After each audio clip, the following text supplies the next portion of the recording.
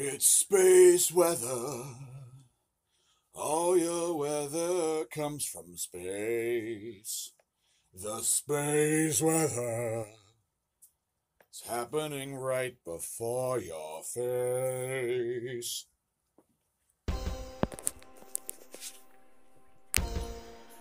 Looking at the sun, 171 angstroms. We see no sunspots. There's a coronal hole rotating through.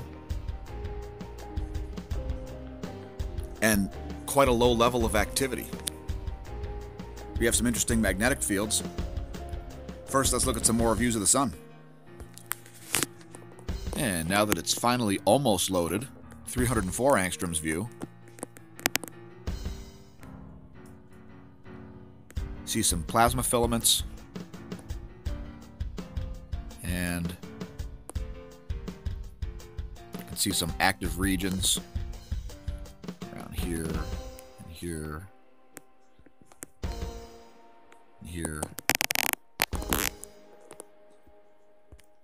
And here's your magnetic lines at 1700 angstroms. No sun to earth magnetic connection going on right now. And you can see some denser fields. Please work. Oh my gosh. You can see some dense fields in this area associated with those active regions. Look at the earthquake situation over the last 10 hours. Another deep quake in the Fiji region at a 4.8 magnitude. Afghanistan gets a deep quake at a 4.9 magnitude. Alaska got a 4.2. And Chile within 20 seconds of each other. That's interesting. The one in Chile was at a 102 kilometers depth.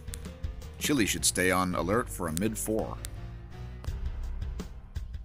We got one up on Shoshone, California at a depth of negative 1.0 kilometers. In other words, that's a mountain. Volcano? Probably. Is it in danger of erupting? Probably not. Anyway, that's where it's located. If anybody's interested in researching that, feel free.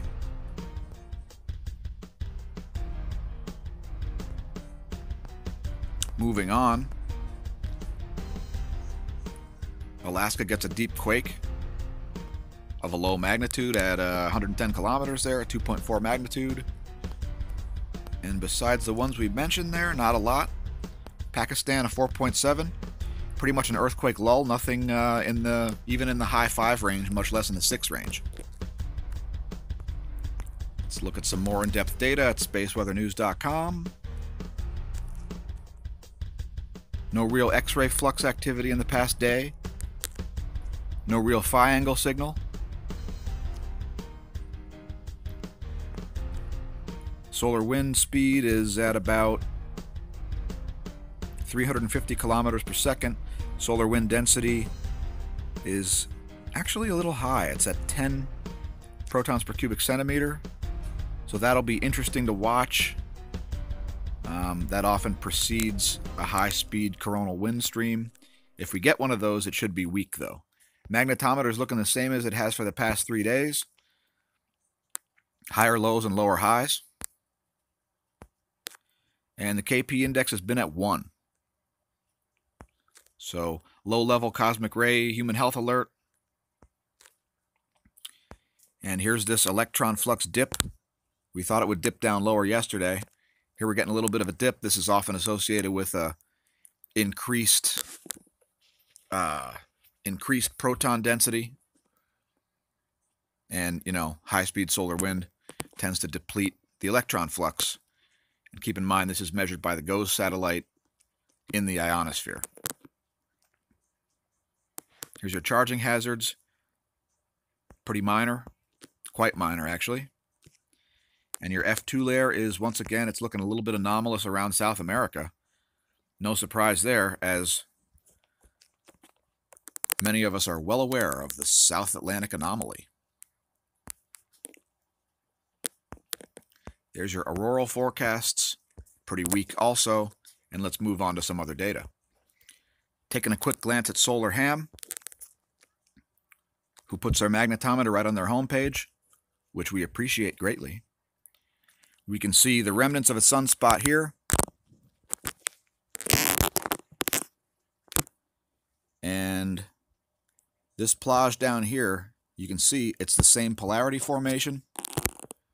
You've got South Pole polarity leading, and that's south of the equator. That is associated with a new sunspot cycle, like it or not. Let's look at some other space weather stuff. People were interested commenting yesterday. All right, Space Weather Enthusiast dashboard. Here's one of our solar wind predictions for those of you who are interested in that. We will leave links to all of these pages below. What you're looking at here is plasma density and plasma speed. And again, keep in mind this is a prediction. So we're using the data from stereo A, stereo B, and the Earth to try to guess increases in plasma density and increases in plasma speed, as well as decreases, obviously. And you can see these all graphically depicted here. Let's look at another instrument similar to this. It's a little different, shows some different views. And this one's called the ISWA Signet Streamer. This is super fantastic. We like this one a little bit better because it shows you some different satellites here. Our favorite of which is the Parker Solar Probe, making wild moves around the solar system, breaking all records for human speed barriers. But what else do we like about this? Well, here's something you may not notice. Notice up here, you see how it's red outlined? And down here, it's blue outlined. That's going to show you perturbations in the magnetic field. You can see that's constantly moving around. In fact, all of these frames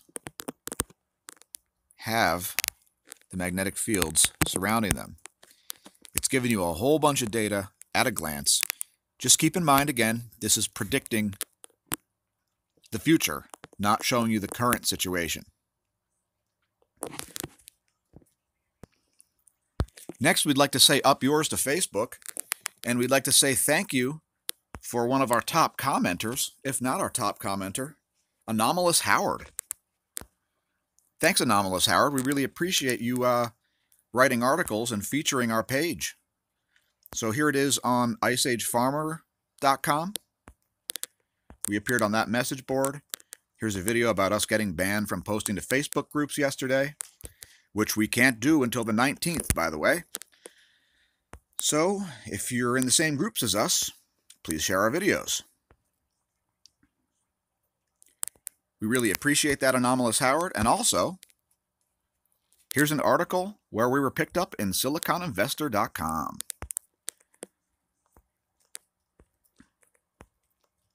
You are rocking, Anomalous Howard. Bunch of our videos right there. So feel free to check that out.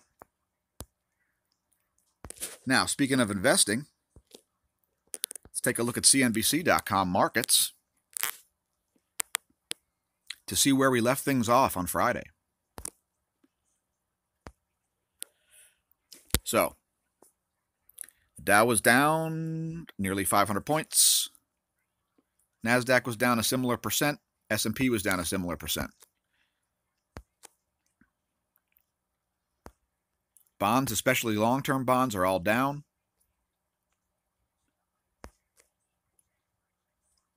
You can see there's your silver, gold prices, oil, etc. US dollar down a little bit, but it's still near its 52-week highs. And it looks like European markets are all down. Some increases in the Asian markets. Let's take a look at that silver chart real quick. Here's a 1 year. We were saying it was a buy at 14 bucks. If you bought it at 14 bucks, you made 67 cents per ounce. Now let's talk about Ron Paul's recent article. Ron Paul, a 50% correction will spark depression-like conditions that may be, quote, worse than 1929. Interesting article. We will leave links. Why is it a big deal? Because it's the biggest bubble that we've ever inflated.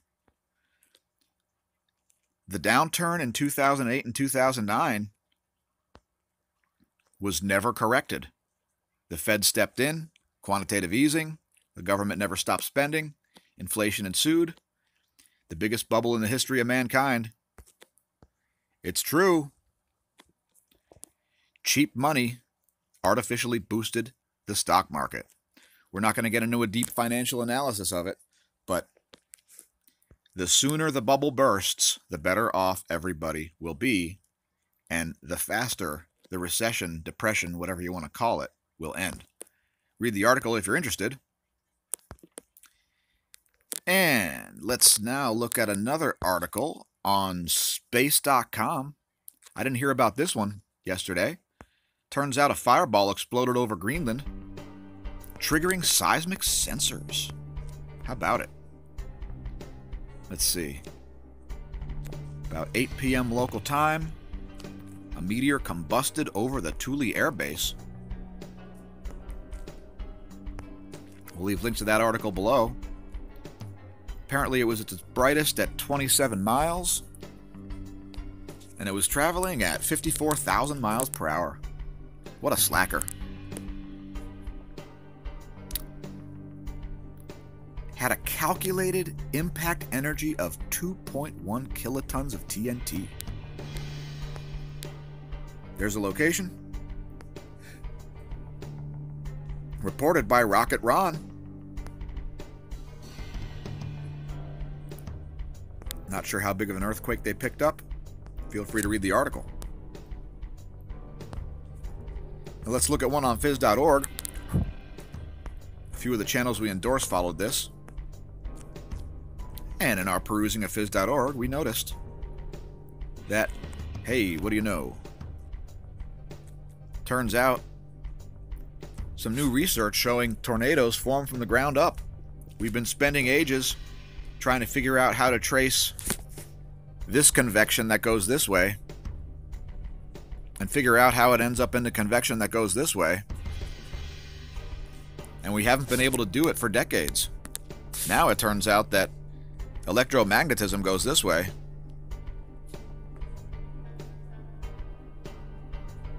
And that's what causes the clouds to rotate in the first place. So, interesting article. Again, always going to leave links. Speaking of weather, let's look at some weather. Here's your US Doppler. Starting at about 3:45, 3 a.m. There you have that. And here's your U.S. water vapor map animation on the NASA GOES interactive weather satellite. You can see this strong low off the coast of New York right here, being weakened by a bunch of dry air trapped in the middle. You can see the atmospheric river that was pointed toward the east coast has now shifted out into the Atlantic. And the other atmospheric river is now going right across the western states and then getting sucked into the jet stream where a convergence will occur. All right, let's not get too in the weeds on that. And last but not least, let's look at the real-time estimated plots of the whole magnetosphere. Another interesting site. It does calculations that are going to guess where all these fields are located. Let that sink in for a minute. Looking at the interplanetary magnetic field. We're looking at the Earth's magnetic field. Your magnetotail back in this area. Bow shock up here. And you can see the way it affects the direction of the incoming solar radiation as it hits the Earth's magnetic field, and the compression front And last but not least, the best part, there's another version. This site actually calculates the geomagnetic poles. Does it twice a day, midnight and noon,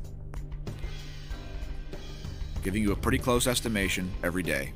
It does show you some other information. We will leave links. Feel free to peruse it. And let's close things out with an animation of the 1700 angstroms view. You can see the active regions showing up as lighter areas. Thanks for watching, everybody. Help us get to 1,000 subscribers. Please don't forget to press that like button. Click subscribe if you haven't done so already.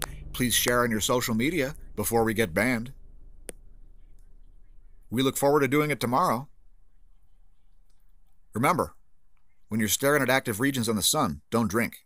And if you drink, don't drive. In fact, being a professional driver as part of my job, don't drive.